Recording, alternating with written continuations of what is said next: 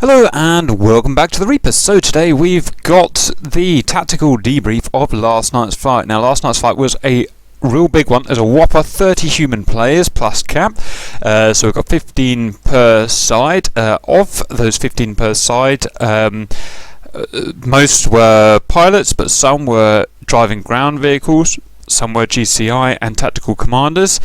So let's get started and see it underway. In fact, before we start, one thing we'll notice from watching the match live last night, there was loads of lovely air combat in the middle, which is great to see. Now, usually this isn't possible. If I turn the SAM nets on, basically the entire map is covered by SAM nets, and this prevents these big clashes in the middle. But for some reason the SAMs weren't working yesterday. I don't know, maybe the server was overloaded or something.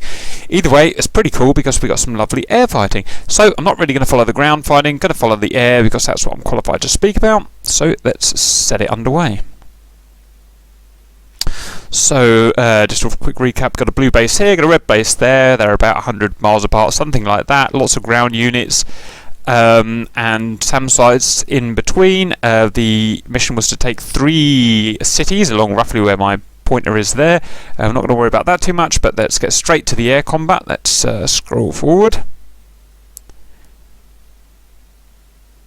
Got a lovely spread by the blues here. You've got 3 Mirages going out in formation here. You've got 3 F-15s going out in a rough trail formation there. And it's good to see them sticking together like this. The Mirages sticking together. I always tell my guys, when you're not actually in combat but on your way to combat, you should always go in a formation, because it lets you know where your teammates are, allows you to plan and communicate, and just everything is a lot better. The ground attack guys, they're all going out separately, they all have their separate tasks, so that's fine, nothing wrong with that. And some guys probably still waiting to take off. Now I have noticed one thing, we've got some Kilo Hotel missiles going out. From, I don't know who that was, let's see if we can find out. It is right the way back there. That was Domestos there, firing from 40 miles away. Very powerful weapon, the Su-25. Can destroy these SAM sites at 40 miles away in complete safety. So that's great first use of the Su-25. The Su-25 is probably the most powerful weapon in this game. If the SAMs are working. As it happens, the SAMs weren't working yesterday, so it didn't actually make any difference. Usually, though, these are the type of things that win matches. So we'll follow that in, and that's done a beautiful task, and that's going to wipe out that SA-6 Cub SAM site, and it goes for the radar because they're anti-radiation missiles. That is its one disabled SAM site. Not that it matters this time, but usually a great thing. Anyway, let's carry on. So we've got the it's 3 F-15s and a flanker in loose trail. Heading in, I couldn't hear their battle comms, their flight comms yesterday, but they're all talking to each other, obviously communicating. Same with these guys. Let's scroll that forward just a little bit, see what's going to happen. And we have some action. So, okay, so let's run this through. You got 20 miles, Signore and Squiddle Wingmen heading in. Just got some easy targets ahead. You got an F5 there. Now, just a quick reminder, there are limited airframes available at these air bases. There's like 3 or 4 F-15s maximum, same with the flankers. So do expect proper flying. We're not just charging in, because once you're dead, you can't just get a new plane, essentially. So there will be proper defensive trained flying. So the first thing is we've got Squiddle and Signore. They're turning to the right 40 degrees. That's they're putting a crank on this guy here. In reality, there's actually no need to crank an F5 because an F5 is no threat to an F-15, but generally, good practice. Perfect crank with both of them on it. And turning in for the shot, 13 miles, perfectly bang on. And I imagine they've dumped their tanks way before. They couldn't get to this speed if they had their tanks, so everything's done right. They're turning in to shoot, I guess, this F5 down. Let's just do a quick bit of analysis. They're at 12 miles, and 12 miles is actually too far from a shot. They're at optimal F-15 Angels, that's Angels 20. This guy here is essentially the same, Angels 16. So your optimal shot is 10 miles or just a snitch under, and they're cranking out AIM 120 Charlies at 12 miles. So it can kill, but it is possible to kill this guy, but a 10 mile would be optimal, or just sub 10 mile.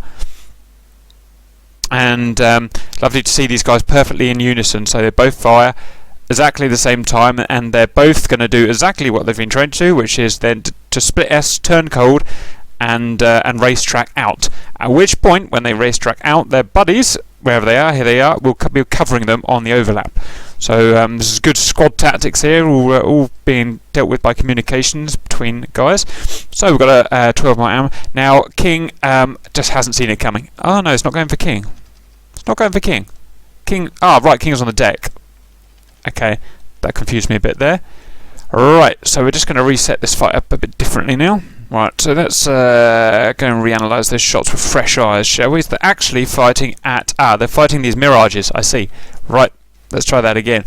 So we've got our first... so mirages are Angels 15, energy high and a hot aspect. So optimum fire distance is, again, 10 miles or just slightly sub 10 miles. So they're just ever so slightly long on these AMRAAMs for a kill. That missile came out at 11 miles.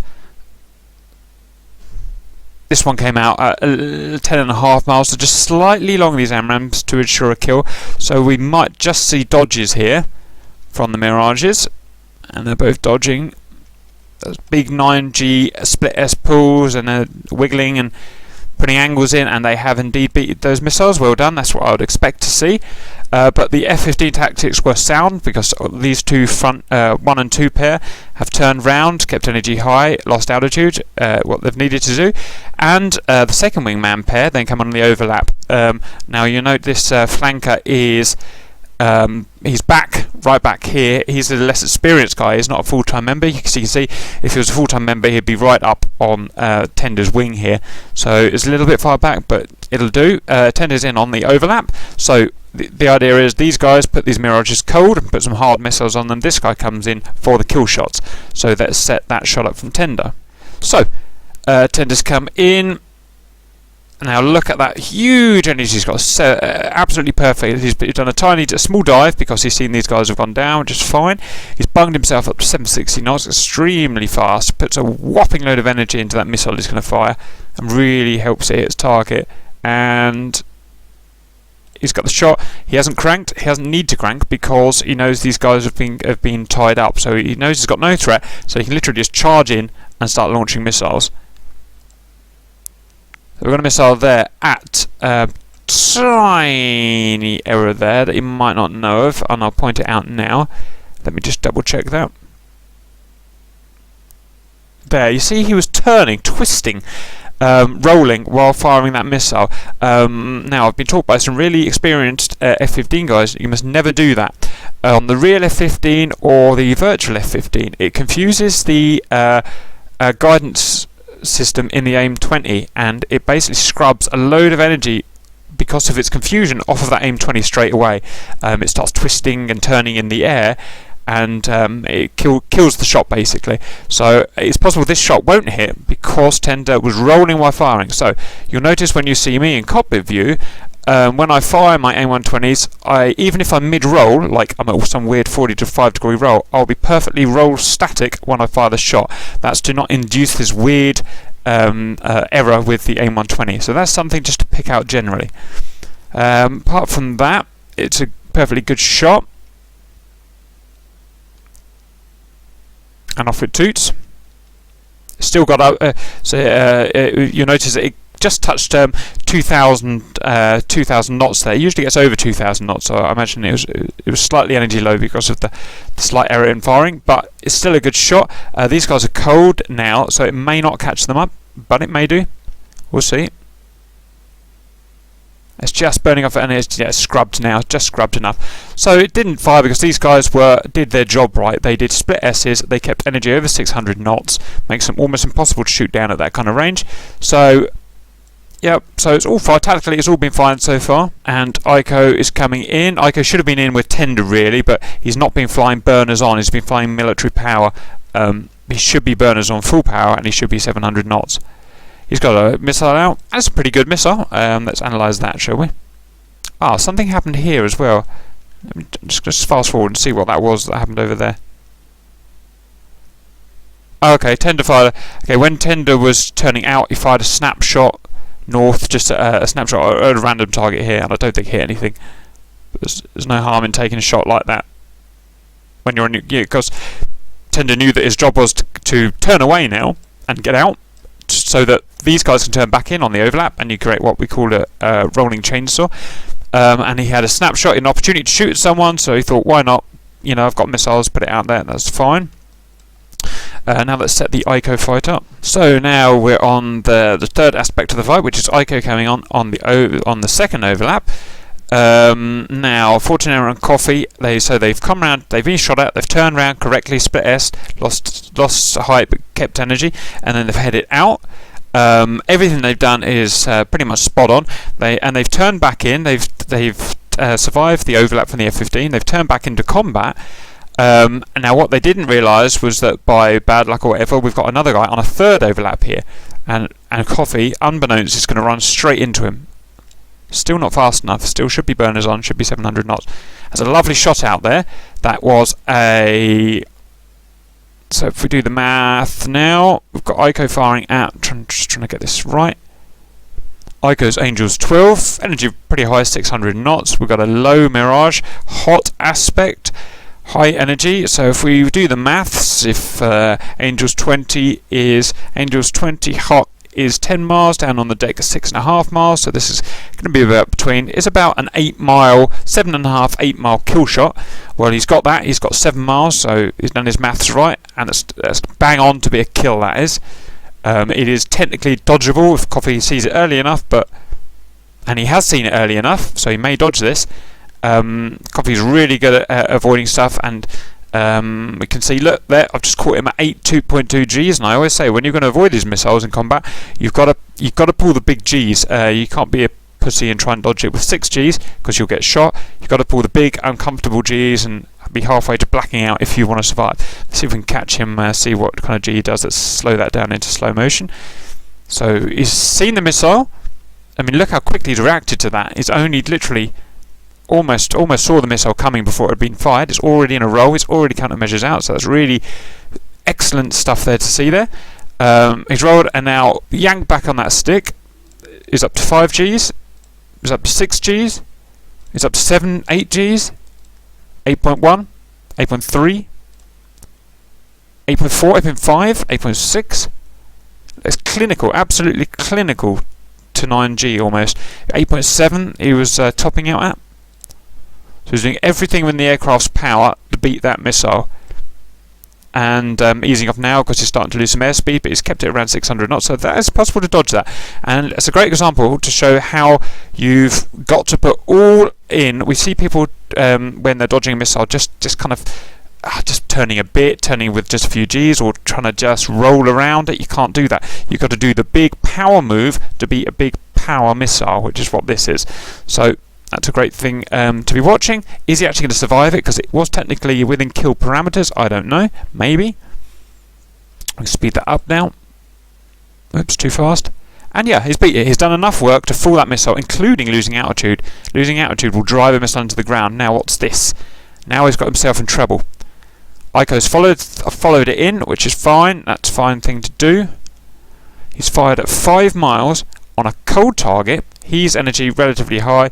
Hostiles relatively energy. I mean, that's actually slightly out of parameters. If you're chasing a guy like this and he's cold aspect, I always say 4 miles for a long-range missile. So he's 5 miles. So I think it's slightly long, but let's see what happens. That's only if Coffee continues to go cold. He might turn around. Right, so he's detected the other shot. And he's, I mean, ironically for Coffee, if he had just carried on and ignored the missile, he would have beaten that with pure energy. Because, like I said, it's outside shot parameters for a cold target.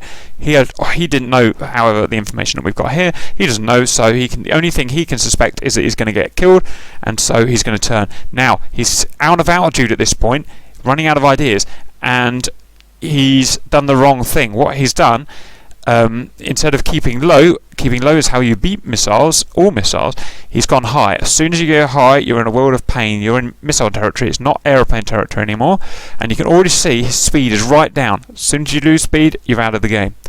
So let's just see what went wrong there. So we're following Coffee here. We're going to just bung that slow motion again because it's great stuff to watch. So Coffee gets the missile warning. He's countermeasures out straight away. He's turned and he's bunging on the Gs. 8.2 G again. Lovely to see. 8.4 G.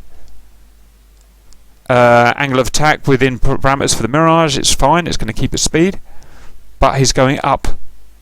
Up is bad. Because it's going up, you know, it's still got its big 8.5G on, its alpha's still okay, so everything should be okay. But what's different? Well, he's now going up, so he's now fighting against gravity. As well as fighting against the G-force, the air resistance, he's fighting against gravity. And that's too much for the Mirage. 8.4G, alpha's good. Still clinging on, beautiful G-force there. But what's happened, because he's fighting against gravity, he's lost all his speed. His G is going to bleed off now. He's on 400 knots, and that will just literally curtail down to nothing until he's in a stall now. So he's basically killed himself there by going up. Still got some G's, so still trying to pull that G. He's looking at his G meter. He wants to get towards 9, but it's just killing his airspeed. And that missile is just saying, "Yep, it's a sitting duck now. It's got no energy to beat me. I can just plough straight into it."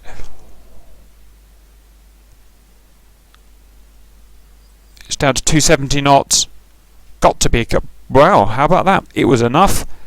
He sped all his speed office down to 300 knots, but it was enough to beat the missile at the end of the day. These are good long-range missiles, but they're not that accurate when it comes to a fast-maneuvering target. I would have thought it could have kept up with him, but it hasn't. Countermeasures and enough angle has fooled it. However, he's clearly in a world of pain now because he's all out of energy, he's all out of fight essentially, and this guy's still coming in hot. So there's not really much he can do to survive anymore. I think he's just out of fight. And it's 3 miles, and that's got to be a kill shot now. Look, he's trying to get his energy back, but he's going straight into the bore of a missile at 3 miles. Unless he can do some amazing roll, there's not much he can do now.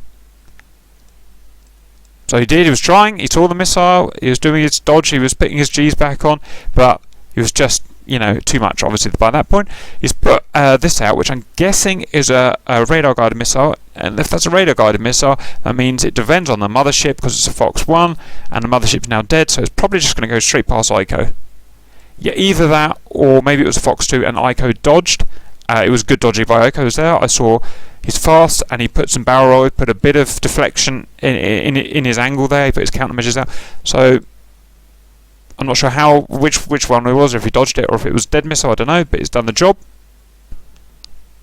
He's not going to crash now, is he? Oh, it was good. So, all in all, some pretty good fighting there. So I enjoyed that. Got a missile out for someone. So, and here's we can watch the the blue chainsaw in action now. Tender's back out from his attempt. As he comes back out, the rear element of the chainsaw has reversed, and they're coming back into the combat. So we keep this constant pressure of F-15. So there's always an F-15 heading into combat, protecting the guys who are heading out, and that makes them an invincible fighting force. I always go on about it, and yes, it's difficult to do, but it is absolutely essential. And so far, we've got no blue losses to 1 or 2 red losses, so it's been perfect. Eventually these chainsaws break down because timings get out of phase, one guy might get shot, something like that. Now if he's not a full-time member, he might not be part of the chainsaw. If he is, he'll now turn around and go back. If he's just a noob on his own, he'll fly in and get shot. So we'll see how that goes now. We did have an AIM-120 out, so this element of the aggressive chainsaw have cranked this F5 and put AIM-120 out. Looked like about 12 mile shots, so no, I don't know what they're shooting at actually. Just a bit, right, they shot that when Coffee was still alive, and so obviously it had no purpose. So these two boys are still together. If they were noobs, they would just charge in and attack these planes, but they're not. They're working on their chainsaw technique, so they've come to the edge of the chainsaw. They've said, there's nothing really to fire at, and I don't want to push into the hostile SAMnet. I'm going to turn back on the chainsaw, return leg, and off I go. So that's great to see. Yeah, it turns out that this guy's just on his own. He's just fucking around, so we'll get a shot soon, I'm sure.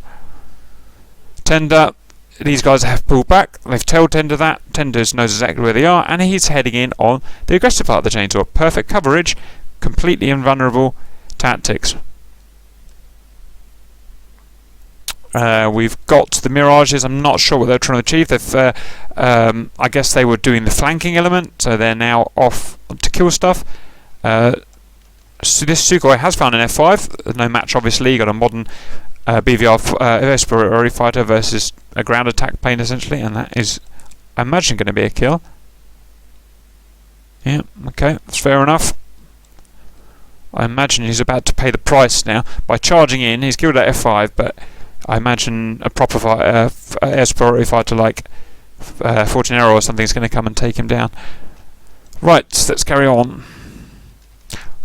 Again, same thing. You got an intercept fighter here, modern fighter versus a ill-equipped light fighter here. And I'm sure that's going to be a kill. Yep, bang. Like one of the SA6 size does work. Look, it did shoot at Odorosa, but because he's low enough, he's at 1,500 feet, it went into the ground. These guys are all flying around this SA6 site. This SA6 site should have shot these guys long ago, but it hasn't. No idea why. Anyway, some unconventional fighting going on, but let's run it through. So somewhere around here. So the chainsaw is in full effect. Squiddle has had a shot at someone. Fortinero. So Fortinero was about to dive on Ico, I think, and shoot him. And Squiddle's seen that and done a shot at him and then got cold. I don't think it was a kill shot because that looks like about 12 plus miles. So he's really done a posturing shot there to help his buddy out. I imagine it's something along those lines. And it's done just the job. It's turned its pitbull radar on. It's scared Fortinero off, which is going to allow Ico to go up and get him. So that's pretty good teamwork, really.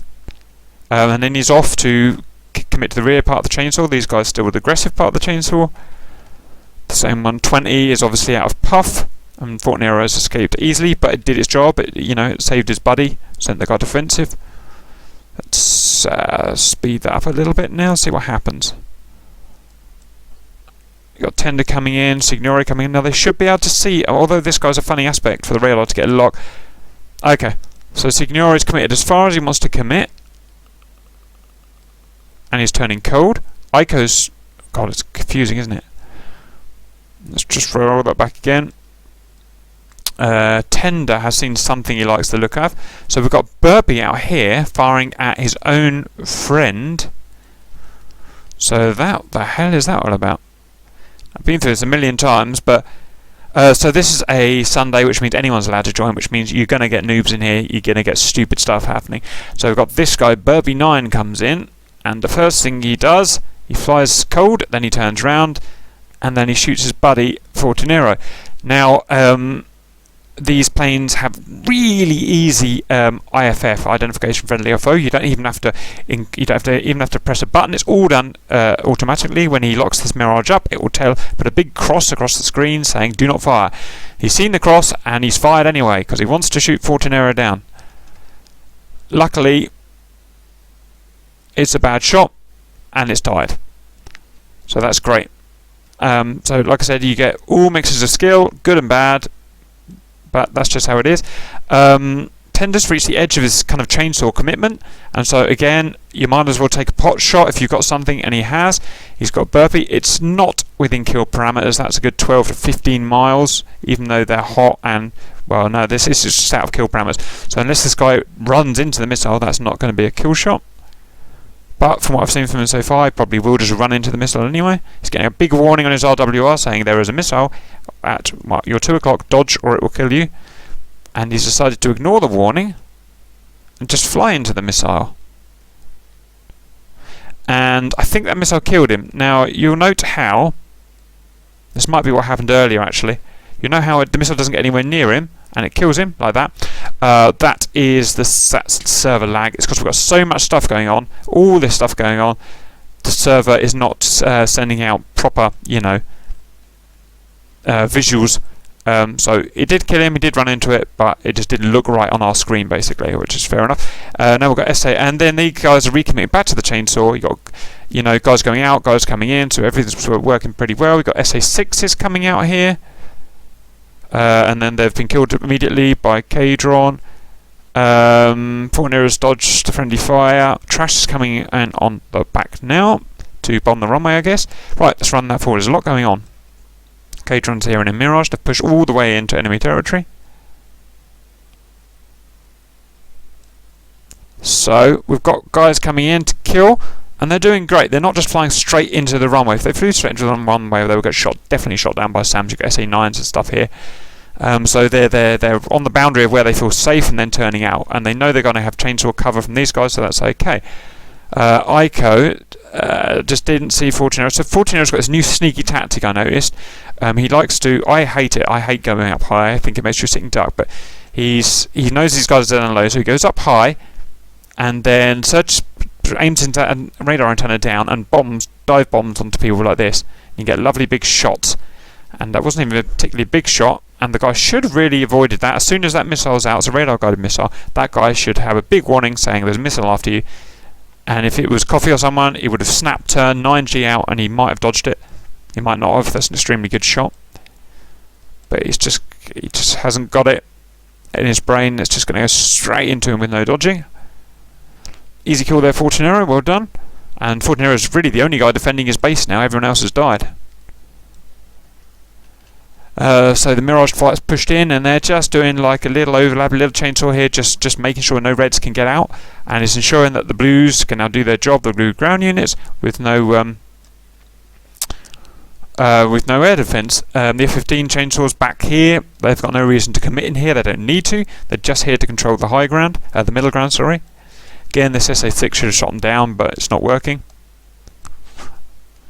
Got some fighting going on here. One of these guys has shot a Fortunero. Fortunero's doing exactly what he needs to dodge. It's 700 knots. He's on the deck. He put G when he needed to put G, and he's killed the missile off, and he's running to the security of his base. So Fortunero's doing everything right so far. Iceman's coming in an F5. I don't know what he expects to achieve, but he's going to do. Oh, look at that. Trash. He's the most unlucky man alive. Every time he's on this map in a Viggen, he does a big brave Viggen run, and he just happens to run into he just happens to run into a hostile bar cap. So he's run into this guy here. That's just bad luck. A little bit of criticism, we could say maybe Trash wasn't low enough. I can't really see his. We don't get his AGL, or maybe we might get his AGL.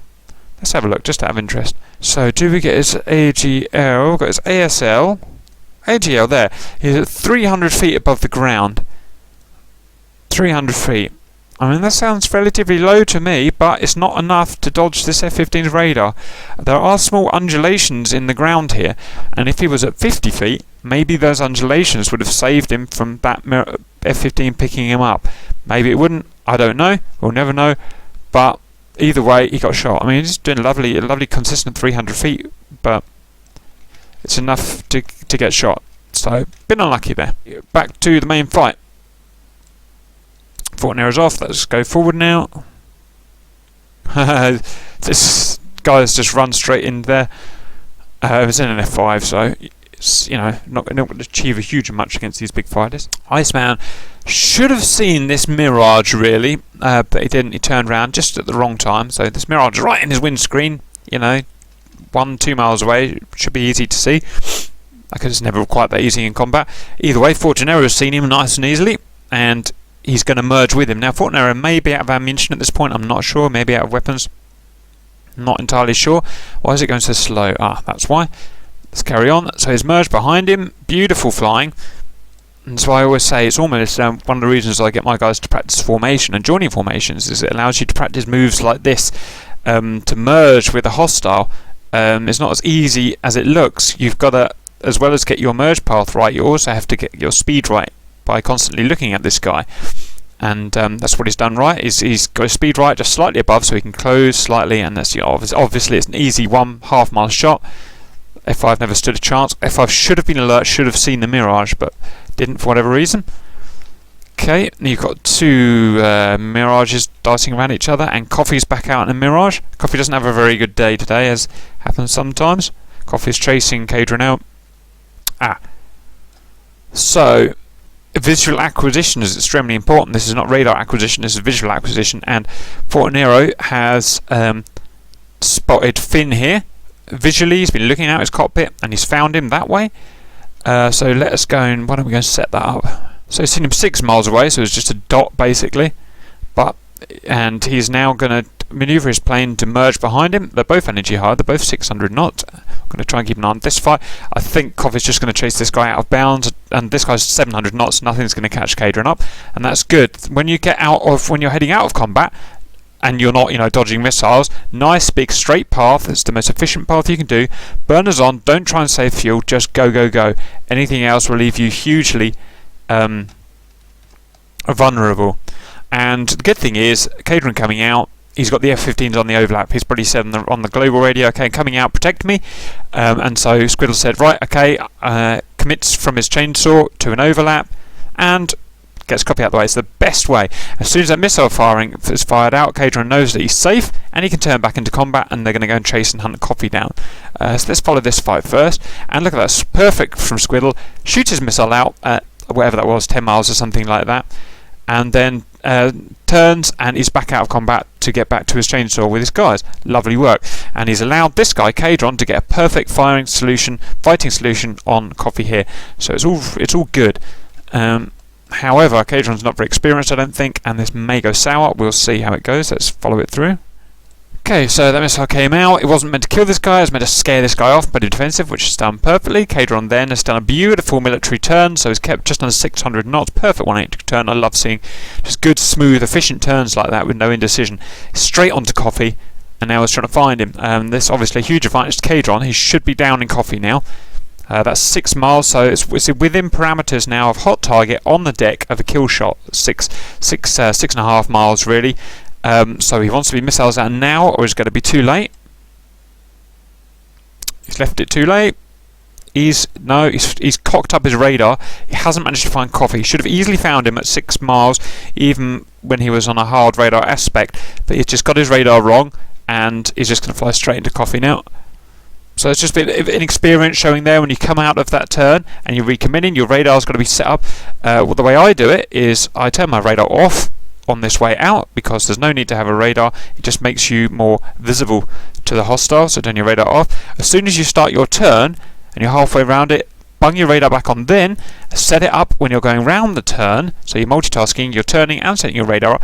By the time you're at the edge of the turn and you're on your run, then everything should be set up and you haven't got to mess around. So what this guy, I imagine, did is he turned round, got here, then started setting his radar up, which means turning it on, setting the right, the angle of it up, setting any other settings that you've got in the mirror.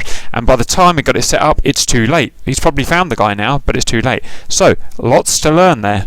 Squiddle probably realises that this guy's in trouble now, and he's turned back into help. So it's good cover at least, but yeah, it's just cock up on this guy's front, and that's an easy kill by Coffee. It's like a 5 mile shot. It's almost impossible to dodge. And Coffee has done his job, but he doesn't realise this F-15's coming in. He's doing well to vector onto it. So it's an easy win for the F-15. It's already got this guy locked up, it's ready to fire. There's nothing that Mirage can do at this point in terms of timing to be able to get a radar lock on this guy and fire. As a 3 mile shot or so, absolute is a kill. Not much. Coffee sees it in time, responds beautifully. It's going to put some big G on now, I imagine. It's 7.8. 8G. So he's doing his big 8 plus G pull. He's putting exact countermeasures out, but this is such a prime position, 3 mile shot, high energy shot from a 120. It's going to be real hard to dodge it. And even if he did, Squiddle did a cheeky little manoeuvre. Let's just watch that through again. Missile out. Squiddle's is feigned going cold, and he's turned back in. I think he realised this guy just hadn't had a chance to fire at him, so he's turned back in and sent a kill shot, probably an AIM-9 out, which he has done. That's beautiful. That's absolutely fine. I personally just would have turned around and ran, but that was all within good practice for Squiddle to do that. And that's him toast. So some good stuff and some bad stuff there. These guys have found each other. This should be interesting. Okay, his Fortnero's detected Finn. Now he's probably doing a silent radar lock, which TWS lock, so Finn doesn't realise that he's being locked. So he's just flying along blissfully unaware. Now if we look at the speeds here, 600 knots. So that Mirage is not full power at the moment. It's probably on military power. Now what we said was, remember, when you're on your cold leg, and he's on his cold leg there, so he's turning out of combat, just go full power. Don't worry about the fuel. Full power, because you're so vulnerable when you're heading out of combat. You can't see what's behind you. Anything could be sneaking up on you. And in this case, here's a great example. If it just headed cold, I don't mean all the way back home, but just to when he's being covered by friendly fighters, which you can see on his map, he knows where they are, then he'll be perfectly safe. Nothing can catch him up. A modern superiority fighter, if you put your burners on, nothing's really going to catch it up. But because he's not done that, he's a bit less experienced, he's gone mill power and he's just cruised out of combat, just cruising carefully out of combat. And what happens, of course, someone's detected him, someone's sneaking up behind him, who's going to go on full burn and take him out. So that shows, again, there's a lesson to be learnt there. Don't worry about your gas when you're in combat. You literally can't worry about it. I don't know what all these reds are doing up here, pissing about. And he's got himself in trouble. Now, luckily, Fortunero doesn't appear to have any weapons. So otherwise he would have shot him down, obviously. So Finn realises that Fortunero's on him now. That is a missile out, and it's okay, it was a hit. On Finn's side, he put enough angle, enough aspect, and kept just enough speed that it hit him, but it wasn't a bang-on fuselage shot. It was more of a shrapnel wound, so he did survive it. So that's good. Right, I'm pretty sure Fortunero's out of weapons now. He hasn't landed yet. So now we're enrolling scissors. So now Fortunero's job is to try and merge behind him and fly in formation behind him. And that's hard to do because this guy doesn't want to be flying in formation with, and he's going to do everything he can to make it hard, including slowing down. He's lost a lot of speed. He's still not on burners for some reason. He's still going slow, which is bad. You're just going to burn your energy off if you're not. You've got to commit to a dogfight there. There's full power all the time, essentially, nearly.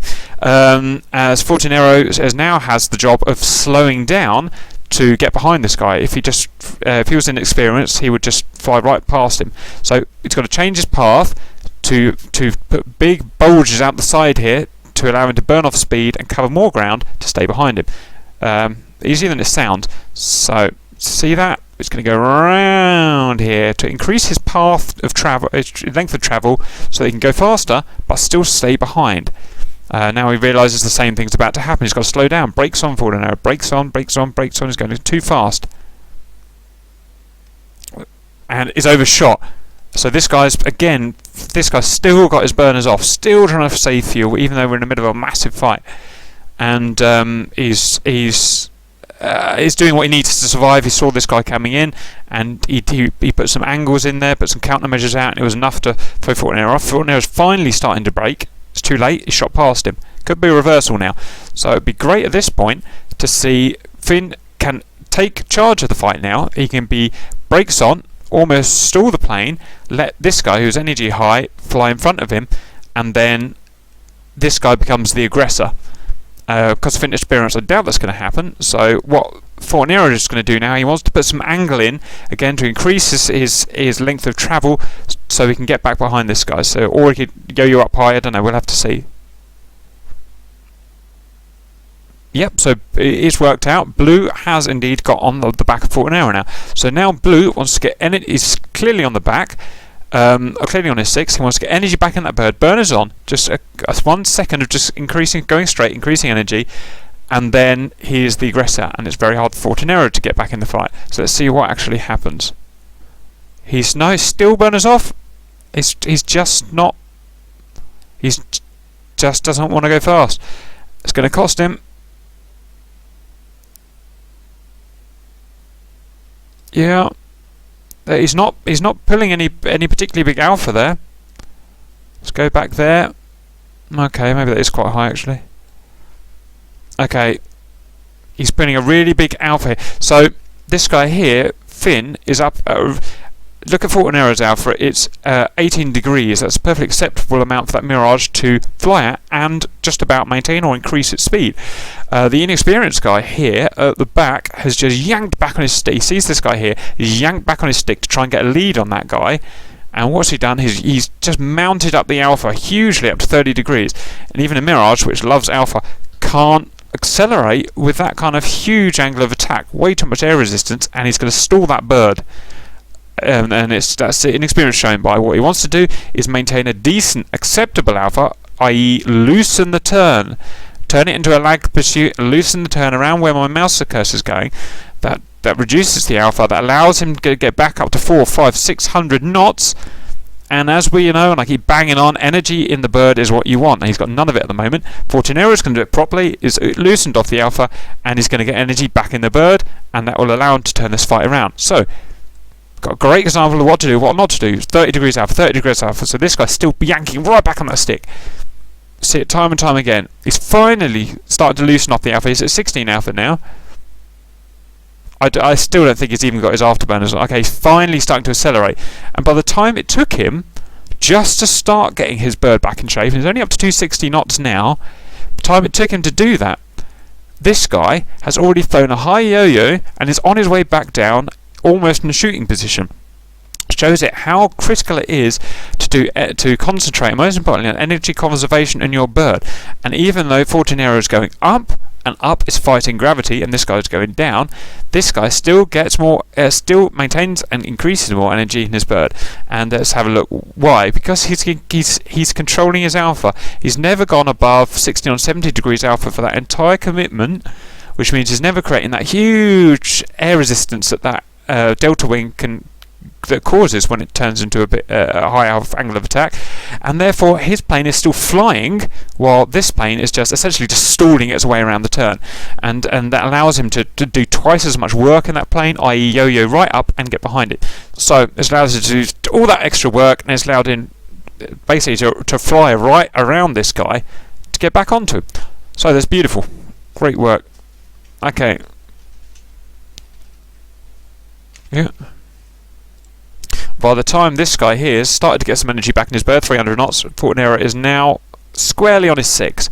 Beautiful. And when Fortunero's point out, when he's coming down the side of the yo-yo, yeah, he's probably burners off at this point, because you'll actually if you can actually put too much energy in the bird. If you put too much energy to the bird, comes down here, flying down here at 600 knots or 700 knots with his burners on, it actually, he's just too fast. He's too fast to make the turn. He'll G out and hit the ground. So when you do your yo-yo, your burners on, and then your mill power or whatever on your way down, because you don't want to be too fast. He wants it just right into the turning parameters of the Mirage, which is 4 to 5, 50 knots, something like that. And it's done it beautifully. His only danger now really is overspeeding again. So he wants to bang those brakes on. Oh god, Finn's panicked again. Look. Finn's right back up to 31 alpha, and he stalled himself out again. And now Fortunero is going to do a stall turn now. So Fortunero, he could have carried on round here, yo-yoed round again, and tapped this way. Instead, he's going to do a stall turn. I'm not a fan of these, and I try not to do these on purpose. So he's going to stall his bird on purpose to try and get a snapshot on this guy. It allows the guy to get away when you do that, because you've burnt all your own energy off. So let's see how it goes. So he's up to 30 degrees alpha, he's yanked back on that stick, he's stalled his bird. The receipt is literally completely stalled now, and it might work. It may allow him a snapshot. Shoot! And he did. He got the snapshot off. It wasn't off. And now we're in this awkward position now, where both fighters have stalled their birds. They're both essentially out of energy. They're both down to 200 knots. And it's very hard to fight like this. These planes don't maneuver very well at all like this. And so, although they're close and it looks like it's easy to kill that guy, it's not, because this plane isn't really under control at this point. And this is going to be a problem for both. And they're both at exactly 26, 27 degrees alpha now. And it kind of turns into a retard fight now. And no one can really kill each other because they've both got rid of their energy. I hate it when they do this. So the key now is trying and Fortunero's kind of experience has told him, I want to get energy back in this bird, so I can control it. And so he's got his burners on, he's done this straight stretch here, and he's got energy back in the bird, but he's gone flying straight past again, because this guy, and sometimes it is really hard to fight against an inexperienced guy, because they don't do what you think they're supposed to do. Like this blue guy just hasn't put any speed in his bird at all, and that's actually quite hard for a guy that's trained to go fast. It can be really awkward, and that's why you see this Butterfingers, Fortunero cocking this up constantly, because he's not used to fighting such a slow guy. Okay, so he's realised he's overshot. His brakes on. He's doing what he can now to slow down and get behind him. Finn is turning left now. They're turning right now. All just kind of descended into chaos. No one's really winning at this point. They're just trying to slow down now to get behind the other guy. Fortinaro's small barrel roll, he's just got him behind him, but oh, they're speeding up again. Right, they're back in control of their aircraft now. So Fortinaro can go in for a shot here, but he doesn't. He's going for a very small kind of yo-yo here. He's gone too high. He's slowing himself down now by doing a small yo-yo. And now he's back on his backside with a decent position to kill. So that was kind of lots of retard flying, really. Did no one really be able to gauge the other guy? Too slow to really fly properly. Big sweeping turn from Finn here to get himself some energy back. Fortinaro says, right, what I want to do is go up and do a small yo-yo so I can ensure I get behind him, which he does. And then he gets up behind him in a controlled fashion, not in a crazy fashion like this. In a nice controlled fashion, he's flying now in formation with the guy behind him. Everything's under control, and now he can finally come in and kill him. And fingers crossed he does. And finally he gets in and kill. So that was a great example of how an uncontrolled combat like this can be turned into a controlled combat by one move to reduce your energy to allow to slot back in behind the guy and then fly in formation with the guy in a controlled sense, and then you're back in control and you can go and kill the guy. So there's some stuff to learn there. Great stuff. Right, this is taking ages, so we'll try and hurry up. There's lots of in these big fights. There's loads of fighting, so lots of stuff to cover. Let's scroll forward. Okay, we'll skip forward 5 minutes or so. The Reds have been able to push out their base. The Blues, and they've done really well. They've come in with their big fight. They've only lost, I think, one guy. But they've been fighting properly with the burners on. They've dropped their bags. So what this has done is allowed them to fight properly and survive and win. But eventually they are going to run out of gas. They've all run out of gas. They've got to RTB. They're all cruising back home now, RTBing. Because this is such a small, unrealistic, war zone now. This allows all the Reds to get back in the air, which is great because it allows nice big fights like we like. I do have some combat here. I've got a whopping great 20+ mile shot out from Igo here. So, obviously he knows he can't kill anything with it, so I guess it's trying to send this F-15 cold defensive here, which he kind of has done. So F-15 is now, I don't know why he's came in low, but he's coming low for some reason, maybe to avoid the SAM nets, I'm not really sure. That would be a valid reason for it. Another ER, why don't we go and analyse this, because I think we can see some errors coming in here. So that first shot was a whopping great 17-mile shot, so the best scenario is that it's going to send that guy defensive, which kind of does, sends him into a flank. And then we've got another shot out, and let's have a look at that shot. Now this shot I don't understand. It's a 13-mile shot on a low flanking target, so that's literally twice the distance that he could get a kill shot from it. Your kill shot there is like 7 miles or something. No less than 7 miles. It's about 5 miles, isn't it? Because on a flanking low target. But he's had a shot anyway from 13 miles, just an experience, I guess. Now here's the plus side: is this guy. He's getting good warnings from this missile, but he's not dodging. He's just flying straight and true, hoping on God. And God was enough, because it's my mistake. I think this guy was actually shooting at this guy all along. In which case it was just another huge, great long bomb to send him defensive. That's fine. Let's scroll up forward. I don't think anything amazing is going to happen.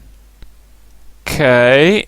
And so this guy's found another target. He's found an F5, which is no, he's not. Why? Who is he shooting at? He's missed the F5.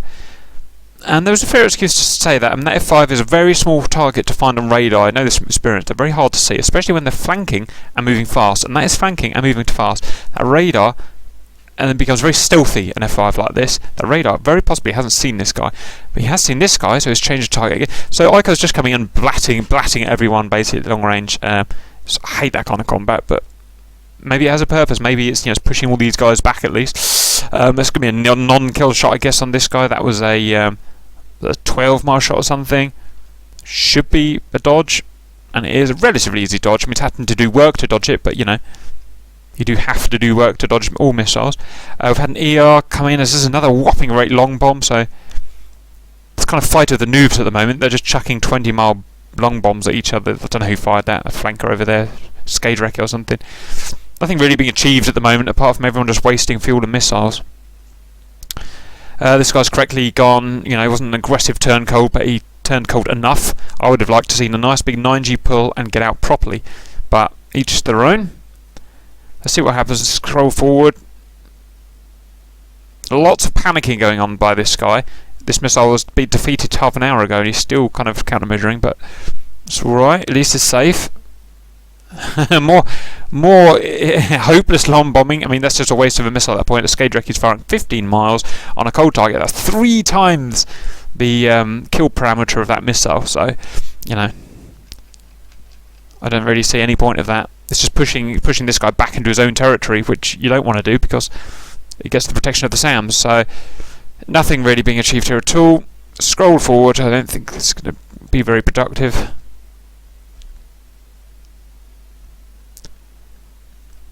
Okay, scroll forward a bit. Aiko, on the plus side, he's done his kind of RTB leg. He's got safety and he's turned back in, so that's a good sign. And then he's headed back in. He's missed this fight. You've got to be alert for these fighters. Sorry, these bombers. These bombers are what do the damage at the end of these. Went straight past him. So that was a little bit silly. Could have seen him visually. That was a half-mile, you know. Luckily for Aiko, the SA-6 SAM sites are working at base, and they're firing on this guy. Domestos seems like a good pilot, so he should dodge him relatively easy. It's not a manoeuvrable plane, this, but he's got 400 knots in it. I think he's going to he's dodged that okay. More SA-6s coming out from this SA-6 site, so they've done their job. Stuff's occurring over here, look. Aiko's finally getting to, you know, a decent kill fight with this. So that is a 9-mile shot on a flanking target. Both high, both fast. Just out of parameters. This guy should... Oh, he's burning off his energy. No. I don't like to see a flanker doing 400 knots. There should be no reason for a plane being up high doing 400 knots. And that might even kill him. Oh, close. Just survived that by the skin of his teeth. And that shows...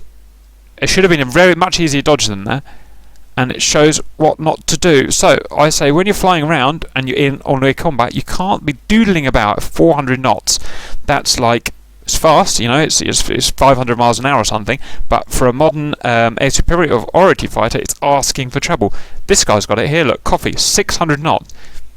And look, it's down to 400 in that turn, and it makes it really easy for this missile, only because this guy fired out of parameters. Is that guy still alive? If he was within, you know, 8 miles for a kill shot, that bad dodging, and he's finally put his burners on and started getting energy back, but it's, you know, too late by then. Luckily, it was out of parameters. So that's another shot. Why don't we start analysing this? Just wind back slightly so that first shot goes in. We've got the guys lined up here and analysed. So, and I always say, I mean, it goes against your natural instinct to fire around fast when you're not actually firing at stuff, because especially on a flanker, you burn through the horribly inefficient engines. They burn through fuel like anything. But you've got to commit to the big, fast moves all the time in combat and accept that you're going to have less flight time. And you will have to RTB, but it's better than getting shot down, so do it. So this guy just survives. Scroll. Okay, and we've got another missile out there. So he's chasing this target here. So let's do a rough calculation. So this guy's at Angels 16, this guy's at Angels 21. So they're both high. This guy is cold, relatively energy high now. Our man is energy high now. God, I've got to do that in my head now. So that is a so that's 4, 5, 6. So I make that a 6.5 mile. I think I've got this right. 6 to 6.5 mile kill shot on a high fast target. And he's done just slightly early. It's done 7 miles. So it's a little bit early, in my opinion. So let's see what happens now. He should be 9G, or he should be, you know, he's flaring, he's chaffing, sorry, but he's not putting angles in. He's got to put angles in. More angle, more angle, more angle. It looks like the chaff did its job. He just saturated the air with tin foil or whatever the bloody hell it is, and it's just enough to confuse this ER missile, which is fair enough. It looks like it didn't even catch him up at the end of the day, so that was indeed slightly out of shot parameters. And he's chasing him down, He's got to get closer though. So when did this third shot come out? 6.5 miles. That's bang on what I say is just on the edge of the kill parameter for that shot. So this should at least be able to reach him. And his energy high as well. He's up at 700 knots. So this is a good, fast, powerful missile, and you're right up to 2.2k knots there. So this will have enough energy to get to him. But is this tinfoil, is this chaff going to do its job? And it might. He's put no angles in. Just the chaff was just enough, and a tiny bit of angle was just enough to do it. I'm surprised. Should have really been a kill shot. I think it shows why the countermeasures, they do their job. Not always, but and chaff, that's the ideal place to use chaff. Outside the back of the plane while you're running away from target, because it just turns this area all behind the plane into a massive mush of radar problems, basically. And so it's just about survived. So that's, like I said, it's pretty cool fighting. Now he's definitely in kill parameters. He's now, look at the difference in speed. He's allowed to get. I don't know how he's done it, but somehow he's got this flanker up to nearly 900 knots. I've never seen a flanker go that fast. That's true airspeed. So he's got some kind of super flanker here. And this guy is, this guy's got his burners on. That's 650 knots. But Aiko has managed to get really high, low drag. He must have no missiles left or something. And so he's close up to 4 miles. If he's got a missile left now, a non-Fox 2, he can now kill him within 4 miles. That's an easy kill shot up here. Yeah, that's within parameters to be on the deck for a kill shot. And it seems he's out of long-range missiles, so it's a bit unlucky. But he can close in because he's got such a speed difference. That's 300 knots. I've never seen a flanker this fast before. Speed difference, 900 knots. He can do a Fox 2 right now, 2 miles. Do a Fox 2. Do it. And he's doing good because he's waiting. But he's now within parameters for Fox 2. Come on, let me see it out. Why is he not firing? And there it is. There's the Fox 2. So he's done a lovely job following this guy back. He hasn't panicked. He hasn't fired back there like some people do. He's waited till he's in with the kind of 2 mile Fox 2 kill parameter. Probably is 2.5 miles up at this altitude. At this speed, huge energy he's going to put into that shot. Got to be a kill shot. The Hussar's chaffing is not flaring. He can't dodge that. Nothing he can do to dodge that. Power train of a missile right into him. Lovely show. He absolutely committed to chase down that target. He's got himself in a world of pain now because all these guys are around him. But he wanted his man, and he did it. That's fair enough. Right, let's go forward and see what happens. The Blues have rearmed, refueled, and they're back up with their F-15s. I'll be damned if I know what's been going on, so let's have a look, shall we? So, Udarosa, and Coffee are going at it. No, Coffee's ballsed up here. Where's that missile going? Coffee's fired at Tender. That's a long-range non-kill shot. That was like 15 miles or something, but at least 10 Tender cold. Now, the problem that Coffee's got, I think, is giving himself target fixation. So he's only looking at this guy. Doesn't see this guy coming down on the deck. So this guy's radar's pointed, bing, up there. This guy's coming underneath. So good show by the Blues there. And yep, that is going to be almost certainly a kill shot. That was like 3 miles, 4 miles, something like that. So Coffee, as usual, reacts beautifully well to that. He gets his. Why don't we set it up, shall we? Okay, so what are we looking at? We're looking at Udarosa fast on the deck versus Coffee, Angels 10 fast. So let's interpolate a kill distance for Udarosa here. So on the deck is 6.5 miles, hot aspect, Angels 20 average, it's 10 miles. So we're going to do about, that works out in my head, 7.5 to 8 mile, 7.5 miles, 7.5 miles for a kill shot, hot aspect fast. So it's well within parameters for a kill shot here. I mean, these missiles, Mirage missiles, aren't quite as good as AIM-120s, which I use, but, roughly working out the same. So it's well within a kill shot here. And pow, 4.5 and 5 miles that shot was, or very hard for Coffee to do something about it. But look how quickly he's reacted. Within that half a second of that being fired, Coffee is already inverted and about to do his big pull. And let's slow that down because I love watching the big pull so we can see it. 7G. Big pull now. Come on, Coffee. He's doing his pull. He's got his countermeasures out. 7G. I would prefer to see 9G, but he's less experienced in the flanker, so he's probably playing it safe. 7G. Yep. Is it enough? His flanker seems to burn off energy like anything. Look at that, he's all the way down to 380 knots. Nasty, nasty, nasty.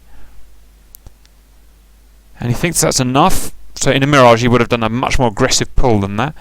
But that is still an aggressive missile. It's still a kill missile. Especially with such low energy now. Power is down. Yep, it just showed that this guy was in 4.5 miles, well within kill parameters. Very difficult for this guy to do anything to get away from that.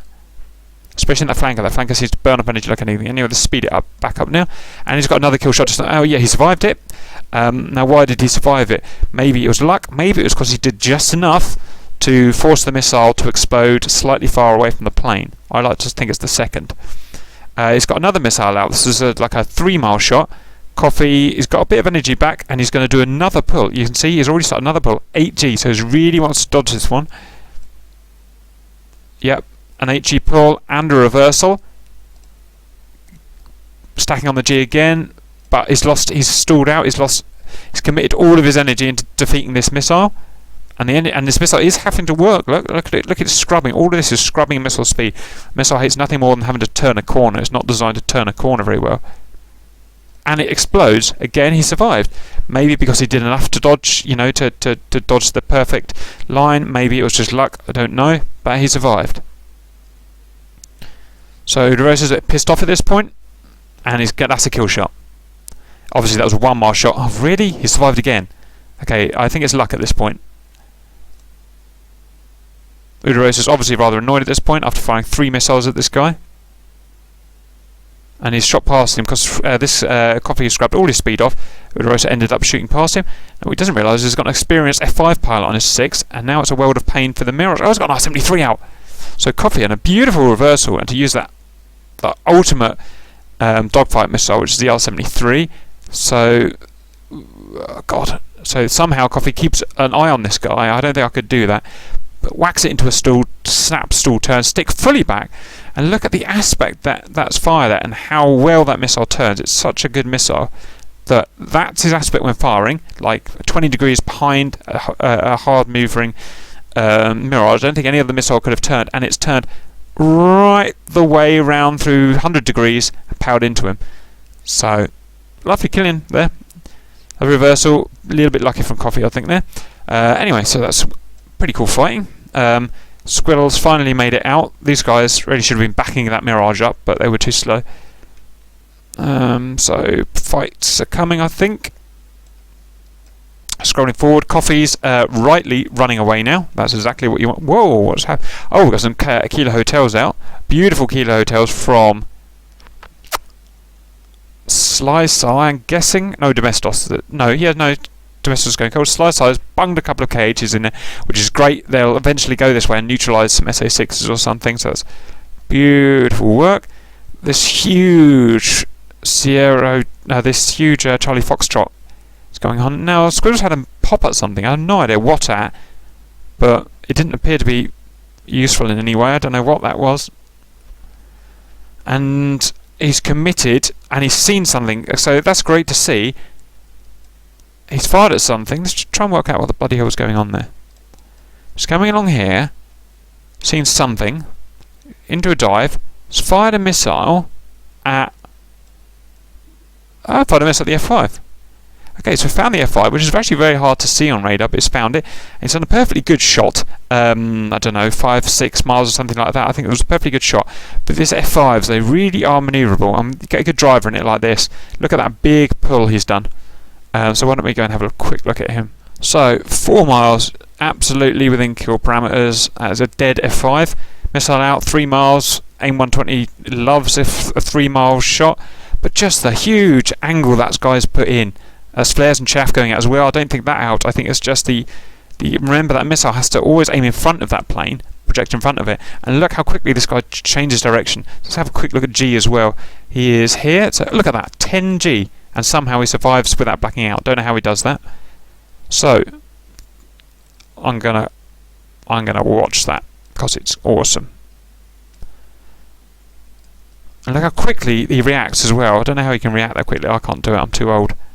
So, missile out. Within, 4 milliseconds, he's turning. He's piled on 9G already in that little F5. 10.1, 10.3, 10.5? 10.5G at this point. Maintaining 10.5G, somehow not blacking out. No idea how. Finally starting to unload. Beautiful flying.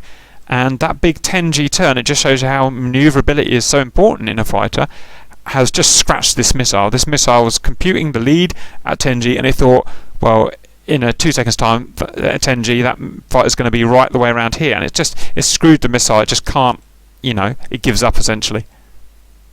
So, and that was a kill shot as well. That was like 3.5 miles or something. So it shows you can beat these big missiles with if you're brave enough to do a big pull like that. And he survived it, so it's absolutely wonderful. I couldn't have done that. Anyway, let's speed back up. And Squiddle he lost situational awareness a little bit there. I think he was going to get the kill, but he didn't, obviously. And now he's back in the commanding seat. He's seen the guy, and he's going into a snap turn to get lead to shoot the guy. If it was me, I would prefer to do a lazy lag and come in behind him to try and get behind him. So he's gone for the snap, and it just didn't pay off. It just didn't pay off. He couldn't get enough angle on that tight turn in F5 to get a solution, so he had a quick pop, but obviously it was never going to hit. So like I said, much nicer, and rather than going for the snap, would be to lag around the back here. Lots of energy in that F-15, lag around, come back behind him, almost fly in formation with him, then kill him. So he's going to put himself in a little bit of trouble here, because although it's high energy, that's a very manoeuvrable, lightweight fighter, the F5. So let's see what happens here. Oh, and he killed himself. He killed himself. Yeah, it just shows it was the wrong thing to do. I don't know why it happened. I'm looking at... right. And that's why it happened. So he's got Squiddle here. He's decided to go in to try and get lead and get a snapshot off. And when you do that, you really commit hard. And look how hard he's committed. 12G. That's way more than the human body can take, even with a G suit on. And it's unsustainable. So maybe if he'd let off here, his human would have survived. But because he was committed all the way to that snapshot, 12G... That's a passed out human. He's got no blood in his brain and he's down. And he's just going to fly straight into the ground. Yeah, it's a great example of what not to do there. If you're going that fast, you can't just yank back on that stick and get a snapshot in. One more time for the third time. Unload. Nice big lag pursuit around here. Keep below 9Gs. Keep in control of your plane. So, good example there. Stuff's going on. You got Finn shooting like a stupid 20-mile missile out. I don't think that's going to have any effect on anything. Yeah, I don't think. Obviously, that's great work from that F5. I like that guy. I want that guy to join us now. He's really good flying. He's got 3 guys on him now. Okay, Finn's coming to shoot him down now, so that should be a kill shot. Yeah. So it's like a 3-mile shot, and that F5 was all out of energy. So lovely work. Okay, let's carry on. Stuff's happening here. Right. So Stahl has identified this Vigan, but in doing so he's lost situational awareness. He hasn't spotted all these bloody blues around here. And it's easier said than done, but the way I like to fight is to hover out here in safety, 30 miles, 40 miles away, with your radar on, just analysing, and when the time is right, come in for the shot and keep your radar unlocked till the last moment so you can see these guys. If you lock up a guy like this and you're determined to kill him, you've no idea what's around them, and this guy, Star, will probably be shot down by one of these mirages. Easier said than done, but that's the way it should be done. So this trash is going to go down. Unlucky, he's always unlucky. He just runs into a spare cap guy every time he goes out. Grumpy Finn's got a lovely kill shot now. I don't know why he's not firing. This guy knows he's in trouble. Finally did spot that mirage. We better go and set this up and see what's going on. So Finn's obviously seen this guy. It's going to kill him.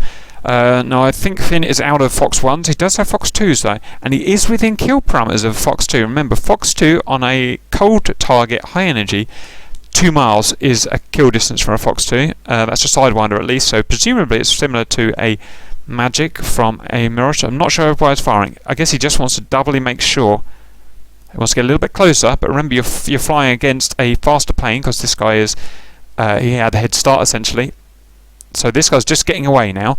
So yeah, I think he started to realise that he's not going to catch up. So get the bloody missile out. You are within kill parameters, and that should be a kill. Star has no idea it's after him. It's not as good as a AIM 9. An AIM 9 would have caught that guy up at 1.5 miles and been definite kill. This, it turns out the Magics are not quite as good, and it's died. So I can see why Finn was waiting. Look at this, just flying in formation with him. It's pretty sick. Stahl realises that something's going on. He's slowed down. This gives Finn a beautiful 1 mile opportunity. So there's something to learn there. Slightly less range on these magics. I mean, that's just, yep, it's a good shot. That's a kind of 1.5 mile shot with the guy now turning. That gives you much more range on your missile. A flanking target, you're up to kind of 2.5 to 3 miles, at least for a Sidewinder. So there should be a kill. And it is, yep, this guy just didn't see it coming. Oh dear, he's not dead. So we're going to guns now. Grumpy Finn's put himself in a lovely position here, but he's got to watch for. He's doing a snap pull and he's going for a lead pursuit. Look, he's trying to get that shot off, which I hate. I hate lead pursuits. They're so dangerous. Now the thing to look at here is the speed differential, and this is why I say this every time. I make my guys fly in formation so they don't make their mistake. They don't come in so fast. So he's going to go in, he's going to have one chance because of his speed difference to get gunshot in. I prefer to fall in formation with him and get lots of chance. Here he goes. Got his chance, missed. Now he's fucked. Too fast, and now the fight's reversed. And so we've seen that many times in this. Oh, good move though. Okay, so Blue went for the lead, he tried his shot, he missed, and now he's overshot, and now he's in trouble because the red is now in the driving seat. But Blue, he hasn't panicked and he's gone up for a small yo-yo. We've seen this Fortunero do this, so he's done that to slightly burn his speed off, to slightly increase his travel distance, so that he falls in, can maintain high energy, but still fall in behind this guy at a more suitable speed. And he's going to do that. He's going to fall in beautiful formation behind him, and now is in a lovely lag pursuit. And well, yeah, and that's an easy kill now. Don't go too fast. Yeah, and there you go. That's okay. That's pretty good. I like that. Very nice. It's very easy to cock that up. Once you're ahead, it's easy to panic and cock it up. Oh god, I don't think he killed him. He must be dead by now. I'm sure he is. No, Stahl survived that. Somehow survived it. No, he's not. He's dead. No, he survived it. Fair enough, whatever. Okay, what have we missed over here? All kinds of shenanigans, I suppose. Yep, got stuff going off. Tender's been doing a little bit of a racetrack here, so it's nice to see. You know, he's come in, he's decided nothing to do, so I'm going to head back. He's done that, then he's turned back into combat. Now, this is a very interesting set of missiles out here. Coffee's come back in, he's still wounded, I remember, he hasn't RTB'd. Let's set this one up. We've got both players on the deck. I'm guessing they can both see each other. Because Tender here, medium energy on the deck. Coffee, exactly the same height and speed, amazingly. 12 miles away, nothing's going to be done at 12 miles, obviously. Both, you know, a kill shot, if we do our interpolations, do our calculations, is 6.5 miles down on the deck here on a hot target, and that's high energy. These are slightly low energy, so let's bung that down to 6 or just below 6 miles for a kill shot. 12 mile shots are pointless, apart from a posturing shot, which is designed to send your hostile into a bad defensive posture. And they both fired at exactly the same time. So Coffee's unleashed 2 Fox 1s, quickly followed by a Fox 2 kill shot. I don't really see the point of that, because is at 10 miles against an experienced F-15. I don't see, you know, the only way that's going to kill him is if Tender ran straight into those missiles. Tender did exactly the same thing. I'm guessing that was, well, he obviously just ran that straight into the ground. Again, kind of a pointless shot here, really. It was just, I guess, a posture shot to put this guy away, just to push him away. Neither of anything was... So, yeah, there's stuff to learn there. These were pointless. They were never going to do anything. So, if anything, Coffee should have put 1 Fox 1 out just to get this guy passive, and then came in again with another attack. And Tender was just being defensive there. He was just putting a defensive hand out and keeping this guy away. And fight appears to have been neutralised, so it's a bit of a weird one, that. Tender, I'm not sure what Tender's trying to do here. He's just flown sideways to the target, and if you're going to go cold, go cold. You should only ever be going cold or hot, cold or hot, cold or hot. Flanking a target like that, unless you're super experienced and you really know what you're doing, is just a bad idea. You're not getting away from the target, so you're not safe. It should only really be used when beaming a missile or something, which wasn't happening there. Anyway, sorry, I'm talking there. And Tender decided it's safe to turn back in. I would say it isn't. I would have gone out another 5 miles, then turned back in. But each their own. The good thing is he has secured. Coffee's just flapping. I don't know what he's doing. He's flapping. He's not really engaged in any targets now, and he's going to get himself in trouble. Tender is in proper aggressive posture. Easily gets radar lock, or hopefully he does. Coffee, I think he's going after that. I think Coffee's got confused. Coffee thought that guy there was Tender, and only at the last minute did he realise his mistake. Now, the question is, why hasn't Tender fired at 1 mile? Even his Fox 2s were good at kind of 3-4 miles down here on a hot target. So he hasn't fired, and it may be his downfall. He hasn't fired. He's gone straight past him. So that was bad flying. He just didn't get his radar set up, didn't get his acquisition enough, and Coffee was very lucky there. Now Coffee has found Signore now, who's just flying blissfully unaware, very fast, which is nice, but blissfully unaware. And that's a kill shot. Poor old Signore. Wrong place, wrong time at the end of the day. Not much to say about that. He didn't realise he was in the fight even. Finally, Tender's found where his fire button is, and he's now firing some missiles at the baddie. That was weird. What happened there? So Coffee had no idea. Coffee just lost complete situational awareness there. And I've cocked this up. And lost Tender. Which is lucky for Tender. Let's just try that again. I just want to see what the kill was. And so he slipped in behind him. He's got a bit of lead. Just enough to get a missile out. And something there killed him. So at least we got him in the end. I should have really killed him right back here. It's a big, easy fighter to see. But easy said than done. Right. Anything else happening? Events are happening here. I mean, it's a Fort and Air Experience Mirage versus an F5. There's no competition here really. And he's got a missile out, kind of 8 to 9 miles. But look how high.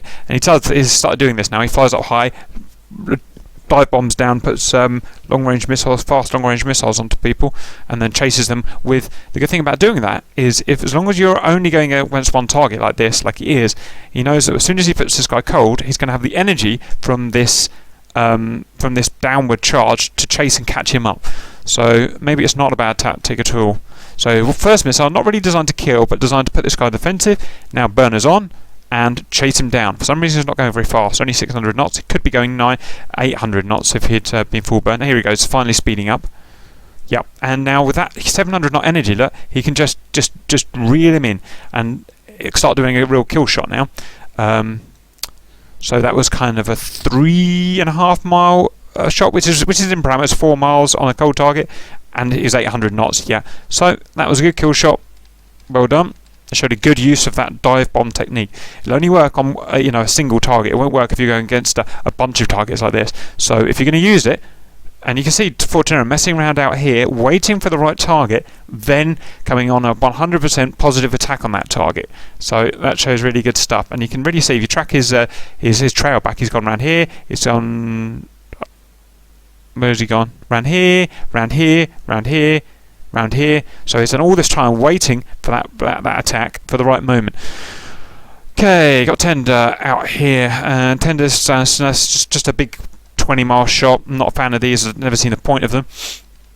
So, yep, it's a 20-mile shot on Slyside here. Slyside immediately starts manoeuvring. I don't know how he's got such a quick manoeuvre, because that pitbull shouldn't be on yet, but I guess it is. Obviously, that missile can't kill him from that range. I didn't really see the point of that, because it was just one target. The target wasn't a threat. I would have preferred to just bomb in there, kill him at 10 miles, then run away. So, anyway, that's what it's decided to do. Just running back to Fortinaro's go. Fortinaro's killed that guy, and he doesn't, spin around in circles. He doesn't, like you see with the new players, there's no indecision here really. He doesn't charge back into the enemies. He's going to go cold. He turns cold. Not the best cold. I would prefer cold going that way, but fair enough. And he commits all this way, commits 40 miles of cold before he decides to turn back to start into fighting again, which is great to see. A little bit ugly. His direction was slightly off, but it's great to see he does that, and that's what I'd like to do as well. Come in, kill your bad guy, then run away. There's no need to spin around in circles or carry on in. You just put yourself in danger. You lose your situational awareness and you lose your advantage. So he's done it now. Now, what he didn't realise is because he came in out at a funny angle, he's allowed bogies to come and find him.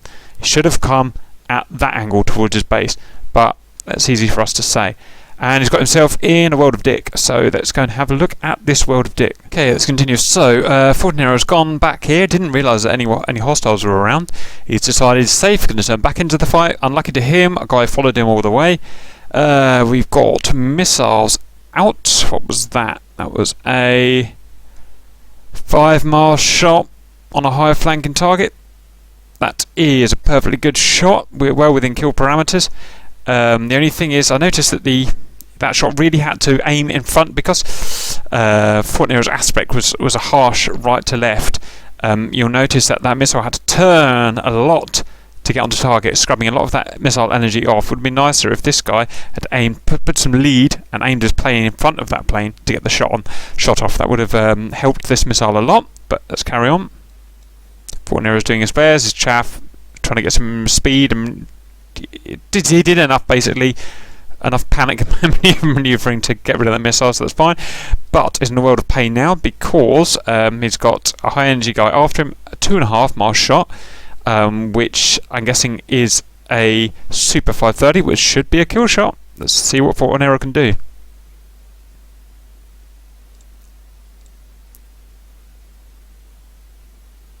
And it just shows how you can beat these missiles if you're in a big steep dive and heading cold. And he's just done enough to kill that 530. I don't know how he did it, but he did. And well, look at the energy on him. He's 760 knots. Absolutely beautiful. And he's not, it's not a relaxing drive. It's 8.4 G as well. So he's putting the turns in there as well to defeat him. This must be a magic, and that's probably not going to have the range now because Fortinaro is so fast at this point. Does have the range, but he's just got enough. Oh my word! He's dodged it. He's dodged it just enough to get away from that. What a lovely firing. So let's just go back and have a little look at that. Let's just follow Fortinaro. 8G first. 8G, 8.5G. So 8G pull around this way was at 750 knots, was just enough to kill off that missile. Great stuff. And he's dodged 3 missiles, and none of them should have really been dodgeable. They were all well within kill parameters. So it just shows what you can do. If you get your timings right, you get your enough pull in the right place, you can beat these missiles. And Udorosa's in trouble now. He's in a jet that's the same speed, so he's not catching up. And as we saw, these magics need 1.5 miles maximum for a cool shot. So as long as Fortinaro keeps his speed high, keeps running, he can stay alive. But he's made the turn. He's committed, and now what we're seeing is Udorosa is now pulling a lead, cutting inside that turn, so he can get a shot. And this will be a very hard shot for Fortinaro to dodge. We're down to 1.3 miles for a Fox 2. Absolute prime hunting ground for this missile. Very hard for Fortinaro to do anything. Fortinaro is low G. Fortinaro is hardly turning. He's only at 3G, and that missile's going to hit him. Started his manoeuvring and stuff, but too late. Yep, so there you go. And it was just all of Udorosa's missiles to kill him. That's such a pain in the arse, that guy. Right, anyway. Udorosa and King, I don't think they're going to fight. Are they going to fight? Yeah. Udorosa's seen King.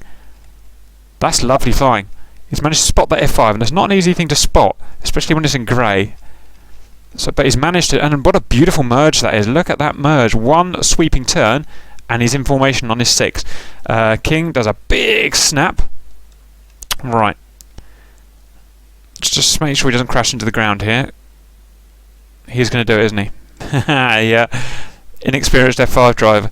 Okay, so what we see here is, I'll show you, he's over-G'd. So this is a beautiful movement with Udorosa here to get the merge, and he's going to come and get the kill. King sees what's going on, is at high speed, and he's going to panic immediately as I imagine what's going to happen. So watch that G meter there on the F5. Going to go super slow motion. Sees it. And look at the aspect starting to change. Look at the lift vector. He's up to 7.4G, 8G, 9G, 9.5G. So he's now maintaining a 9.5G, which you can't do even with the G suit. That's blacked out pilot, or it will be soon. 10.2G, 10.7. Yeah, there's no good. You can't survive that. 11G, 11.5G, nearly 12, topped out 12, 12G there. Obviously, he's already blacked out now. His human can't survive that. And yep, and that was panic. That was just, oh, there's a guy behind me, yank back on the stick, and not, you know, as well as conserving your energy, you've got to conserve your G as well. You've got to. It's a skill to keep it balanced on that 9G, and it's a really hard skill, but it's something you have to have if you want to survive in a dogfight. I often black out myself, and yep, and that's the end of him really. He's down. He's backed out, and his plane's just, you know, flying now, and he's going to fly into the ground. So, great example of what not to do. Don't panic. What, you know, you've got no G meter in this or such. Well, you do, but it's not, you know, easily readable. It's hardly readable at all, in fact. So it's experience of knowing how hard you've got to pull at certain speeds, and that was an easy kill for Rosa. Lots of things being learnt today. I like it because that's why we do this. Right, huge period of inactivity. I think. No, there's a missile. Coffee, I think, is going to come in and kill this guy here. It's a frogfoot. Let's speed that up, yo. I doubt this is going to be much of a fight. Long range missile, bit long range from my liking, but fair enough. And he does indeed dodge it.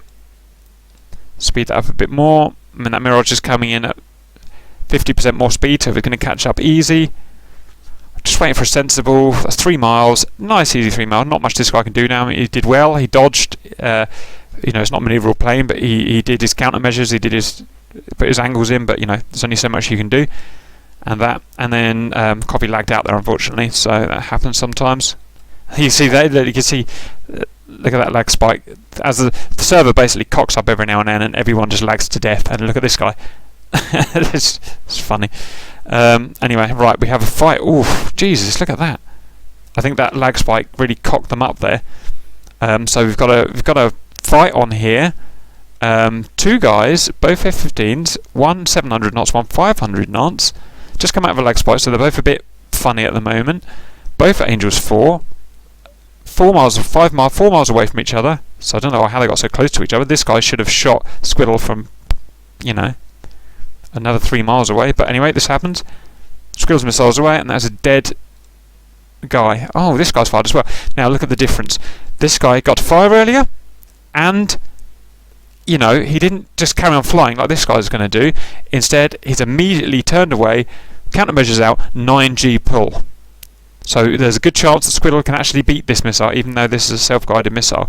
This guy just going to go straight into that missile. Shows the difference. Got to commit. Full commitment. Pow, that guy's dead. And let's check Squiddle. And Squiddle's done it. And that was a huge... sorry, Squiddle was in a flanker. I didn't see that. Let's just see what missile he sent out. Oh, it's an ET missile. So that is a... that's a Fox 2. So this guy didn't actually get a warning that the missile was being fired, so that explains why he just ran into it. Though he should have been watching with his eyes. And I just love how he's fired that ET and he's just out immediately. And let's just look at his G-forces, because these are all important things to learn. We're going to slow that down. So missile out, immediately pull. He's already stacked up 7G, 7.5G. Flanker doesn't seem to like G-loads as much as other planes do. Look how it burns off energy, or it can't sustain energy. 7.6 he tops out, which is enough. It would have been nice. 7.7, 7.8. So up to just under 8G there. So it's enough to do the job, and it's perfectly maintained. He's not yanked back on the stick. He's just got it right, and losing height as well, which is good. It's exactly what you've got to do to maintain or increase your energy. So lovely job. Let's go and see what happens next. All sorts of things are going on there. So Squiddle's on the way out, Phantom's on the way in. Phantom's a ground attacker, obviously. He's got no right to be here tangling with bogies, but it's not his fault. Squiddle's running away, as he should do. He's not burners on, I don't think. He's middle power, which is why he's going so slow. I would have liked... I mean, he's done a lovely path there. Like I say, a lovely straight path back. It's absolutely beautiful. But you really got to be burners on. You've got to be 700 knots, so guys can't come in and kill you. And it looks like he's been just a little bit lucky here that this guy's not seen him. This guy's going to shoot this A10 down. That's a dead A10. Can't dodge those missiles at that range. But he has, amazingly. Wow, heroic. That A10, I mean, there's one thing about that A10, I mean, it's a huge target, but it really can manoeuvre when it needs to. You know, it's slow as hell, 280 knots is nothing. He sees the missiles coming and... Oh! It didn't even look that aggressive, but for whatever reason, it was enough. Maybe it was the countermeasures. Lots of countermeasures out here. Lots of flares, and that one got... Yeah, they both got done for the countermeasures, I think. So that's fair enough, so it goes. Squirrel has turned back in. Don't know if he knew what was going on, but either way. And the good thing about this, the best thing about this flanker is the target acquisition. Look how quickly, messing around there, he's acquired a target and killed it. There's really beautiful target acquisition in that fighter. R73, and that got straight into it, didn't see it coming. Lovely kill. Oh god, keeps doing that. It's a lovely show. Now Squiddle. Squiddle's got some great insight here. I would never have seen that guy, but he has. He's seen that guy, and he's going to go and fight with him now. So, now it's a turning match, and Squiddle is winning it. Rate of... Well, maybe actually it's equal. I mean, they're in equal planes. It would make sense they're equal planes, equal speed, both doing decent energy conservation. Let's see who wins this. They've met in the middle, and it's the first guy to get the snapshot out. In this case, it was Squiddle. Like I said, really good target acquisition. So he could be flying here with a hostile flight right out here, and still with his helmet mounted sight, you can be tracking this guy and locking onto him. And then as soon as he's got his aeroplane in a roughly decent angle, firing angle, then he can unleash that R73. This guy should have been doing the same, but didn't. No, this guy just didn't have it coming. Just didn't have it figured out. There's a difference between a kind of good dogfighter and a bad dogfighter there. You've got to be, you know, before you're at the end of your turn, you've got to have the guy already locked up or essentially and ready to go. Everything planned out. That's what we saw there. Beautiful. Lovely killing. The Vigans are off on their way again, but they've got trash with them, and he just attracts cap fighters, so I don't think it's going to end very well. And indeed, down comes Fortnera from one of his big long bombs, so I think it's just taken off from base. Fortnera is just in the right place at the right time, sees these guys, and it's not easy to see these Vigans down here. He's up there, he's got to purposely aim his radar down to see these guys down here, so it's done well to find them. Missile out, this Vigan doesn't really stand a chance, you know, that's a 4 mile high energy shot, it's going to run straight into it. He did well, he's getting the turn on, but now Trash has no right to survive this, but I believe he does. And look, beautiful movement from Trash. So this is not a dogfighter, this Vigan, but he's done beautifully well to fall in behind him. Fortnera made the error there, and that's a kill. Really well done. We'd like to see that. Okay, let's move on, see if anything else happens. So Trash, bless him, made it all the way to the runway, bound to drop his bombs, and it just so happens a cap fighter is taking off and going low and can see him. You know, it's bad luck, and he's obviously just going to get shot and power in the face with that. Nothing he can do. Never mind, these things happen. Okay, anything else going on? Just saw some weird stuff going on around here. I don't know what was going around here. Signore, so Stahl came in and shot an A10. Signore, I remember this. Signore couldn't work out to fire his missiles, so he's just chasing this guy but couldn't work out to fire his missiles. He does that every match. I don't know how he manages it. That's right. So yeah, so Signore is wiggling around here, panicking, trying to work out how to fire his missiles. I think that's what he's trying to do. Not really achieving a lot. Coffee's coming in, is more experienced in the MiG-21, I guess. Coming in for the kill. Should be interesting. Signore still arsing about, not really achieving anything. Signore, fully aggressive, fast, ready to kill. Ship missiles on these planes, so he's going to have to get nice and close. Why don't we set this one up? 2.8 miles, can't fire yet. Too far away on a cold target. Still can't fire, still can't fire. It's going to have to get kind of 1.5 miles for this kind of shot. So Coffee's doing everything right. It's tracking him completely in control. 1.5 miles, and he's got a Fox now. He's got a double whammy out. That's a pair of R60s. That should be a kill shot. Signore is slow, has no really right to win this.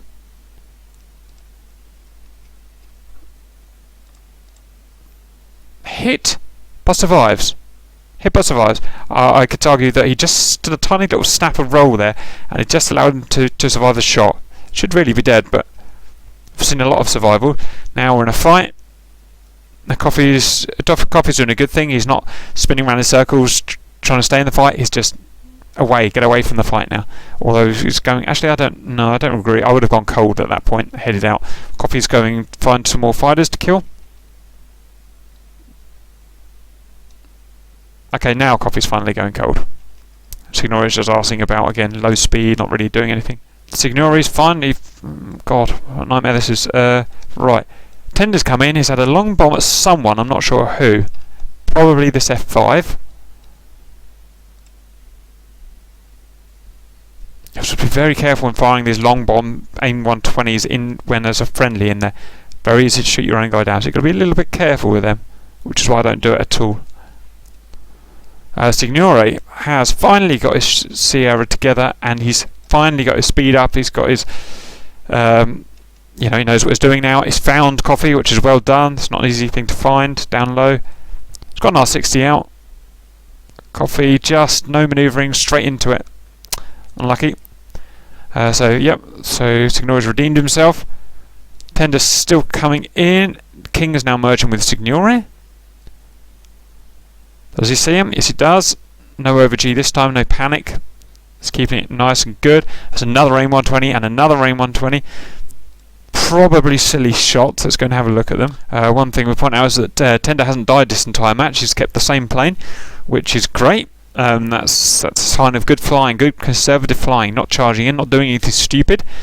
And I think he's killed a couple of guys as well. He's doing very safe shots today, which is fine. It's absolutely fine.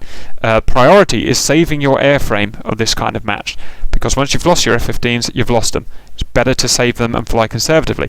Anyway, back on with the fight. So Tender's coming extremely energy high on a cold target who is also extremely energy high. And if we do our calculation, a cold target kill shot parameters start at 4 miles. 4 miles to kill this guy. Assuming that he doesn't just, he does try to dodge. So we're at 6 miles, and we've got a shot out. So it's a little bit ambitious at this point. 6.5 miles is what you get if that guy was coming towards you and your hot aspect. So it's a bit ambitious, but he sent it out anyway. And he also knows that this guy, Signore, needs help. So it might be also to try and scare this guy off. Another shot there, that was kind of 5.5 miles. Again, a little bit ambitious. Unlikely that I'm going to see it kill him. Well, he is turning into it. No. I don't know. It's just out of puff by that point. Now we're cooking on gas. Now we're at a 3 mile shot. So the AIM-120C likes 3 miles. Our fire rate is hot, is fast. My only slight complaint is that this guy is moving from right to left really fast. And so this has got to do a lot of work to get in front of him, but it should still be a kill shot. Oh, I've got a hit on Signore and kill there. Lovely. 3 mile shot, yeah, very hard to beat. And they survived. Well done. Everyone did very well there. Stuff's going on over here. Tender's found someone he wants to shoot down, and he's doing good. He's waiting. He knows there's no threat. And he probably knows his buddies are here protecting his flank, so he's waiting for whatever shot that is. Probably 4 miles, something like that, but it should be a kill. Yep, very hard for that guy to dodge and do anything. Yeah, he's out. Meanwhile, a couple of F5s. I like F5 fights because they're super high minute. No, they've not seen each other. No. Okay, Udarosa has seen this guy though, and is chasing behind him. Is he going to kill him? Yep, he's holding his fire, he's waiting. He's come in very energy high. Look, 7, working his way up to 800 knots, which is great to do, and he's going to easily shoot this guy down. But this guy is also merging with Signore. That's going to confuse matters a little, and we have a merge. Are we going to fast forward here? No, it's fine. Okay, merge, and now it's a bit of an unfair fight. The F5 can turn a lot harder than that MiG, and Signore has been very, very conservative here. But see, you can stall your MiG if you pull too much alpha. You can't really stall an F5, so the F5's gone all out, 9G, absolutely no messing about. And he's got a firing solution effectively on him. He probably won't get a Fox out, but he can probably strafe him with guns. No, he's going to turn back onto him, and that's fine. So yeah, good thing is not. Right, okay. And that's shaping up for a good fight. But obviously, Udarosa just came in and got an easy kill there. That's fine. Well done, Blues, backing each other up. Tuvas, this guy seems really good in F5. Visual acquisition. Tomic just doesn't know what hits him, and he just comes up. Fox 2 up the chuff, and then that's the end of that, I imagine. It's good, look, no panicking, no firing early, wait until he's got just the right solution. And when he's happy with the solution at 1 mile, yep, that's a kill shot, pow, dead. So it's good flying. Something's going on here. Signori's fallen foul again.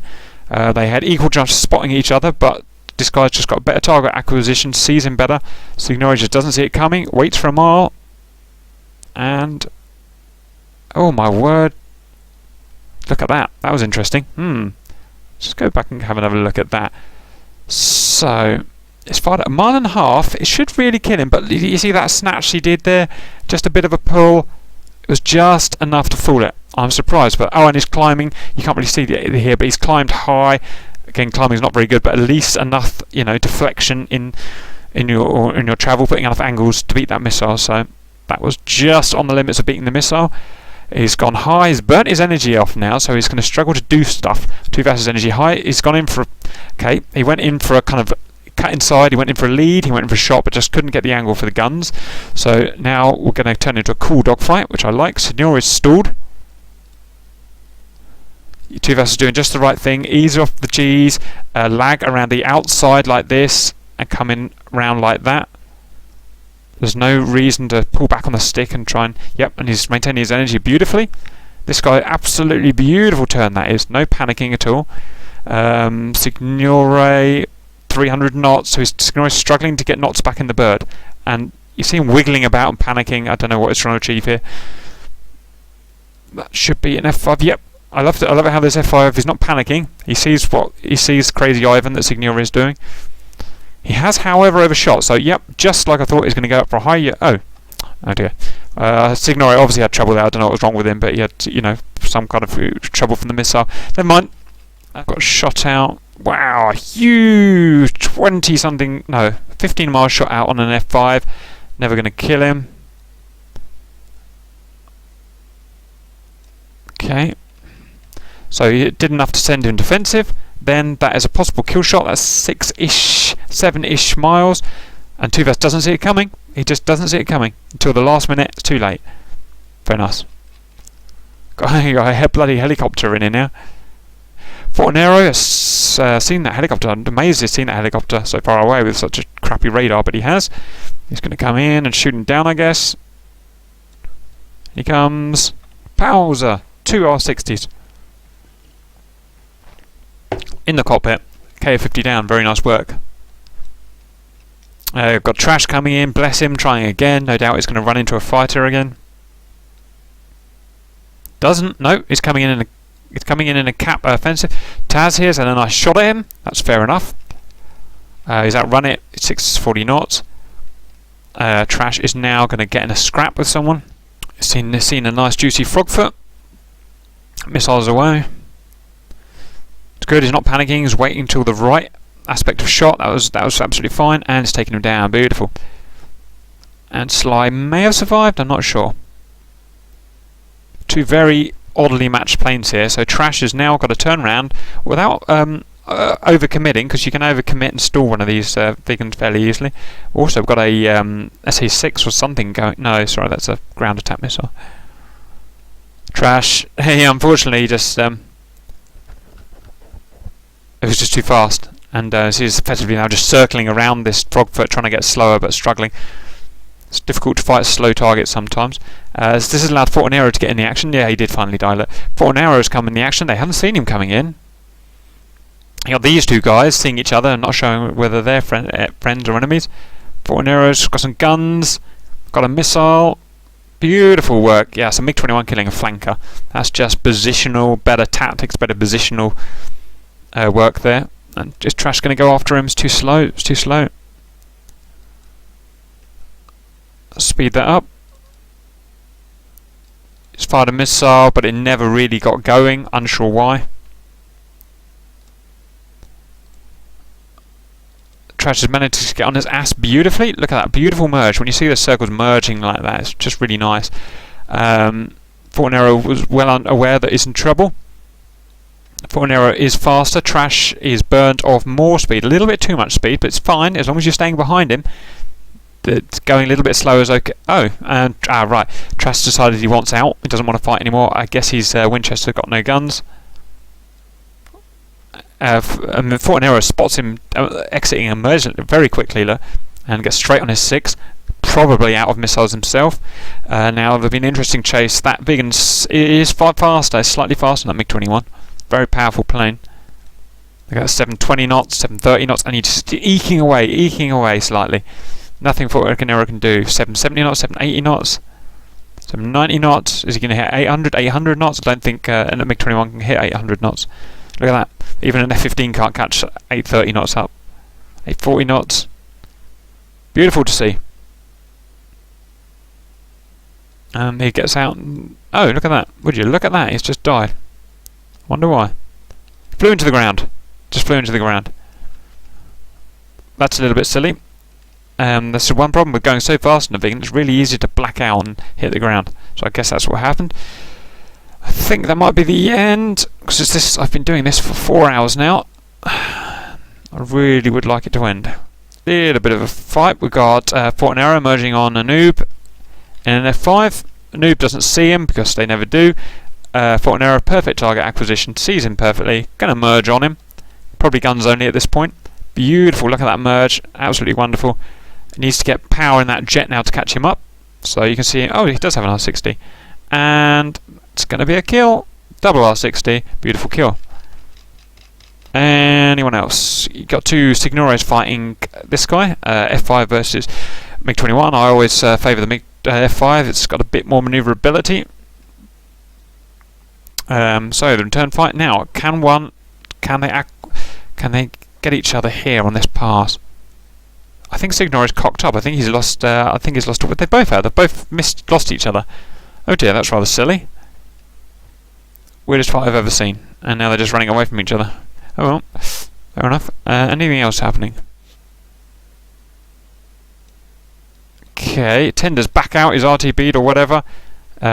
He's carrying on with his conservative shooting, which is fine. Scaring this guy away with a 20-mile shot. That's all he's doing. This guy here is chasing Signori. Oh, and he's finally got him. That looks too far away to kill. That looks like 2.5 miles to me, which is too far for an AIM-9 on a cold target. And it is, even though his Signori is going slow. Stahl has decided he's beaten the missile, which he has, and now he's coming into combat. So that's going to be a nice little fight. Just going to watch this one first, down here. Now Skydrecki just wants to lag around the outside here. Don't pull a snap. He's pulled a snap. Pulled a snap, and he's put himself in trouble. Shouldn't have pulled that snap. Should have gone around the outside. Keep saying this. Just relax, ease off the G's, and slide in behind the guy. You don't need to do this panic snap. It's just not going to get you anywhere good. And he has indeed overshot now because of his snap. Signori is now in the driving seat. Yep, beautiful example of that there. In fact, this is going to be an interesting fight. And we had a yo-yo. Look, we had a slight high yo-yo from the F5 to get back. Hasn't quite got to back it enough. Still even Stevens. And yep, that yo-yo was just enough to lag in behind that thingy. Tender's come in and shot, literally a few meters away, which was never going to work. I should have killed him much further away, good 2 miles away. Skydrecki is now merged beautifully. That's good to see. Oh dear. Not sure why that missed. I guess his just particular aspect at the time, he just asked too much of that missile. He can be too close to fire a missile. Where did Tender go? Tender crashed. Oh dearie me, that's sad. Okay, anyway, these guys, so it's now reversed again. Now Signori is going to take the... Oh, Signori is dead. He has the habit of just crashing in those, I don't know why. Right, and this guy wins. It's a little bit of ugly flying there. Nice yo-yo up there. I guess that was nice to see. Otherwise, it was all pretty ugly. That's just... I think that's the end of the match now. But let's just watch the Tender's fight here. See what happened. So, Tender versus Stahl. Stahl goes cold to beat this initial 120C. Scroll that forward a little bit. He beats it. He's happy to turn in. They're 8 miles away. At 6.5 you can fire, so that's 6.5 now. I'm guessing Tender fire now to get a kill shot, or him fire now. Now see what went wrong here. This missile, Stahl thought this missile was still tracking. It was never going to be hit him, but this missile still had a tracking radar on, and Stahl was still getting the warning from that. So Stahl went defensive again, thinking that this was a danger when it wasn't. So he had no way to know that wasn't a danger. And that's a good 5 to 6 mile shot from Tender. Bang on the kill parameter, and that should go in and kill him. Now it's going to be a real fast, and he was energy high himself. It's going to be a really fast missile. Really hard to beat. 2,000 knots, slams into him. Pow. Very well done. And an AIM-9 was going out to finish him off. That's fine. Then the bad start. What happens here? So Tender realises there's a dogfight and needs to come in to help. It's coming on really fast, 700 knots. A little bit dangerous coming so fast. And just as a snapshot. So what I would have liked to have seen is him to really assess the speeds a bit better with his eyes back here and say, right, if I come into 700 knots, this isn't going to work. So he could have come off the engines all the way and just glided in and done a merge like that. That would have been much nicer. That takes lots of experience though. And so he comes in and he does what all the younger guys do, which is just snap at the first thing they see and pull that stick back, which is done right there. And I'm guessing he's over-G'd himself. It's not that bad. Let's go back a tiny bit. So he's at 8.6, so he's right on the limit now. 8.6G, 10G, right. So in that panic snap that he's done to desperately try and get that shot on, he's yanked that stick back up to 10G. He's passed his pilot out. 10.5G, yeah, this is only going to go one way. He's off the G now. It's probably too late. The missile was never really had control of that missile. It was just too close. Look at that, it's firing a missile. The missile would have had to break the laws of physics and suddenly turn, look how close they are. It's ridiculous. Never had a chance. And I'm guessing that is one passed out pilot. Yeah, that's a passed out pilot. No, it's not. It's not passed out pilot. It's just bad flying. That was really weird. Somehow he didn't pass out. He was still in control of that aircraft. You can still see aileron rolling. He had his eyes on these guys and he just flew into the ground. So it's just a bit of an experience from dogfighting there. This guy does exactly the same thing, gets way too close to have a shot, wasted shot, but Signore is toast again for some reason, and that's it. And that is the last engagement. So, a whopping great thing to digest there. Lots of stuff, great stuff being done, lots of bad stuff being done as ever, lots of average stuff being done, some great team tactics in the beginning there. As usually it breaks down, it always does in the end, but it was a 2-hour match or something, so that makes sense. I hope you enjoy this and get something out of it, and I'll see you later.